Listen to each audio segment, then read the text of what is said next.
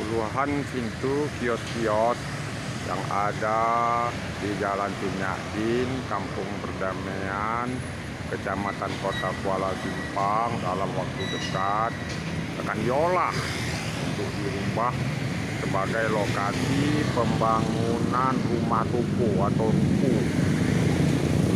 Itu hal ini menyebabkan sebagian orang yang selama ini berjualan di kios tersebut akan kehilangan mata pencarian atau pekerjaan, karena tanah tersebut adalah tanah dari milik PT Kereta Api Indonesia yang ada di Aceh Tamiang. Maka tentu saja pihak pengembang harus meminta izin kepada PT KAI dan Pemda untuk membangun ruko di lokasi ini.